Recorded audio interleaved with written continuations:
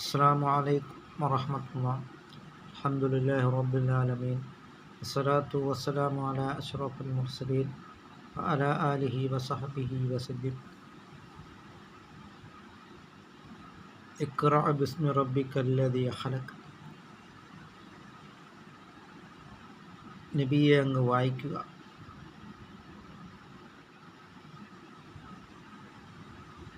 താങ്കളുടെ രക്ഷിതാവിൻ്റെ നാമത്തിൽ വായിക്കുക. സൃഷ്ടിച്ചവനായ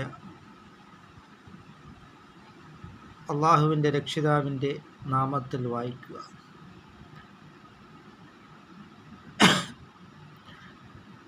എന്നാണ് വിശുദ്ധമായ ഖുർആനിൽ ആദ്യമായി ഇറങ്ങിയ ആയത്ത്. അല്ലാതെ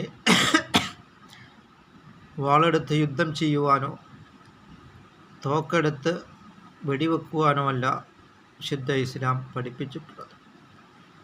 വായിക്കുക എന്നാണ് നബി സല്ലല്ലാഹു അലൈഹി വസല്ലം തങ്ങൾക്ക് ആദ്യമായി ഇറങ്ങിയ ആയത്ത് തന്നെ.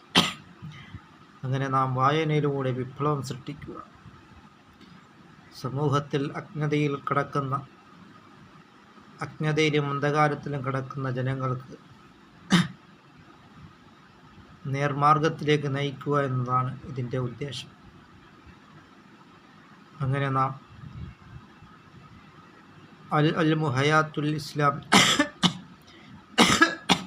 വിജ്ഞാനം എന്നുള്ളത് ഇസ്ലാമിൻ്റെ ജീവനാഡി എന്നാണ് സയ്യിദുനാ മുഹമ്മദുർ റസൂലുള്ളാഹി സ്വല്ലല്ലാഹു അലൈഹി വസല്ലം തങ്ങൾ പറഞ്ഞിട്ടുള്ളത്. അതിനാൽ ധാരാളം ഭൗതികവും ആത്മീയവുമായ രണ്ട് വിജ്ഞാനങ്ങളെയും നാം നേടിയെടുക്കുവാൻ നാം ശ്രമിക്കുക. അന മദീനത്തുൽ ഇൽമി വ അലിയുൻ ബാബുഹ.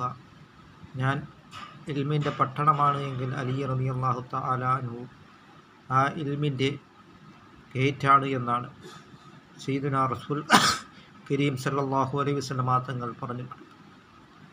അങ്ങനെ നാം ഭൗതികവും ആത്മീയവുമായിട്ടുള്ള വിജ്ഞാനങ്ങളെ നാം നേടിയെടുക്കുവാൻ നാം ശ്രമിക്കുക. അൽ ഉലമാ വറസത്തുൽ അൻബിയ.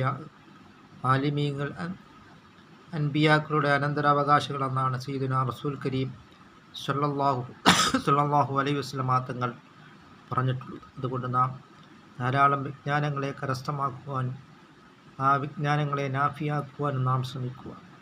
അല്ലാഹു തആല നമുക്ക് നാഫിയായ ഇൽമിനെ അല്ലാഹു തആല പ്രദാനം ചെയ്യുകയും ചെയ്യുമാറാകട്ടെ.